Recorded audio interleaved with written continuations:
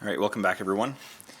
Today I'm going to be replacing the original 14 tooth sprocket on my CRF250L with a 13 tooth. The only tool you're going to need to replace the front sprocket is a 10mm wrench or a 10mm ratchet. But that's just for the front. You will need some other tools to readjust your chain tension, but I'll get to that in just a little bit. For now, we're just going to remove the front sprocket.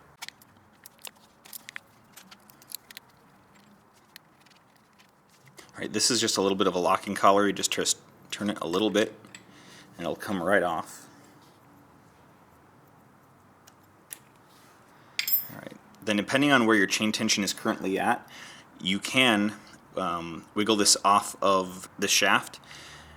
If your chain tension is too tight, not that it's misadjusted, but if it's too tight to do this, just loosen off your chain a little bit and it'll come right off. We'll see if I get lucky with this today. I don't think so, but we'll see. Aha, there we go.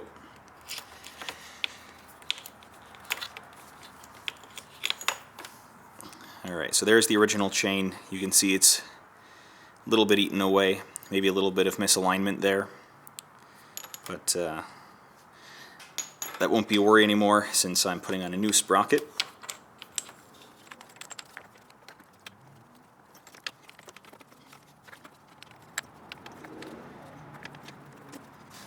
Alright, pretty easy. Then go ahead and put the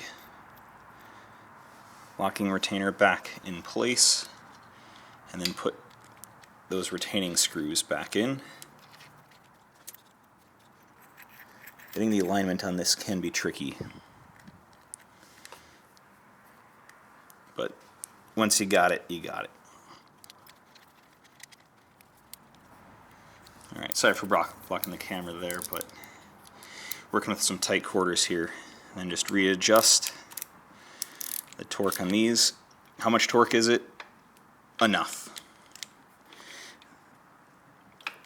They don't take too much. Alright, so now the chain is way too loose, so I will have to readjust that real quick, and I will show you that right now. So now that we're at the back of the bike, I already broke the axle loose.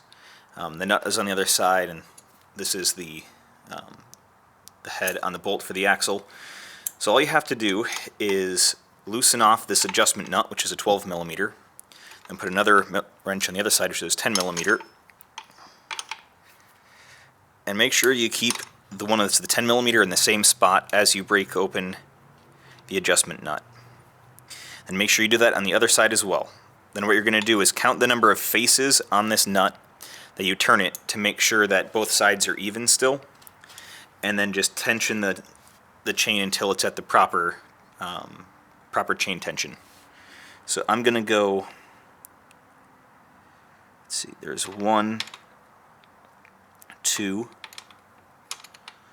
3, 4, 5, 6. So that is one full turn on the screw. I'm just going to cinch up the lock nut just to keep it where it needs to be, and now I'm going to go and do the other side real quick. I turned the other adjustment screw one full turn, or 6 sides as well, and the chain is still too loose, so I'm going to go one more turn all the way around on the adjustment screw, so 6 more faces, and 6. Still a little too loose, I'm going to go 6 more. 5, 6. Now it may sound kind of stupid with me counting this out loud every time, but trust me, if you lose count, it's a bit of a pain to get your chain back lined up. So I'll do 6 more on the other side again. Now with my luck being so good today, the delivery guy just dropped off a brand new front tire for my bike. So I'll be having a video on installing that a little later on. But for now, let's get back to the business at hand.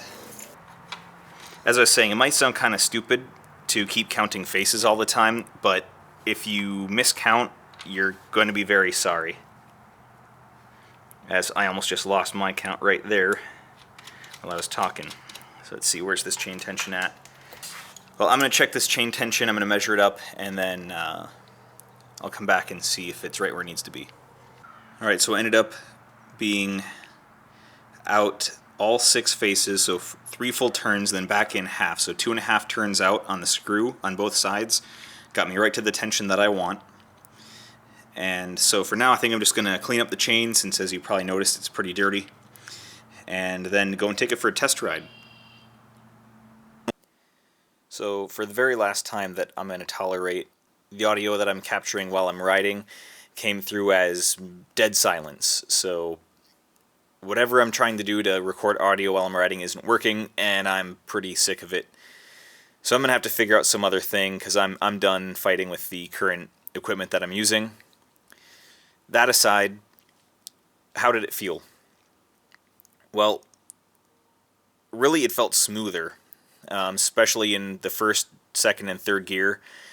It just felt like it wanted to roll through smoother. It actually felt to me like the way the bike should have been from the factory, where when I think back to how the 14-tooth sprocket felt, it felt like somebody put too big of a front sprocket on, and then the bike was always trying to go faster than it really wanted to and faster than it could. The only thing that doesn't work, and this is obvious for anyone who's done this before, in 6th gear, trying to go 60 miles an hour, yeah, it doesn't do so well at the top end, but anything on the low end, the torque at the wheel is so much more improved. It just feels like a much zippier bike. I don't know for sure if I want to keep it this way or not. I think I will in the short term. If I have it on there long term, I'm definitely going to want to install a module to correct the speedometer, so that, you know, more so that the odometer doesn't read higher than it should. Those are my initial thoughts. I'll keep riding on it and see what I think. And really, as far as gearing, I don't know, I might want to try the 1442 or 1443 gearing. I think that's more of a happy medium between the 1440 and the 1340. Either way, I'm actually pretty happy with how this feels. If I can find some more trails and stuff around my area, I think I would definitely keep this gearing, but the problem is I can't find very many dirt roads and trails around here, surprisingly.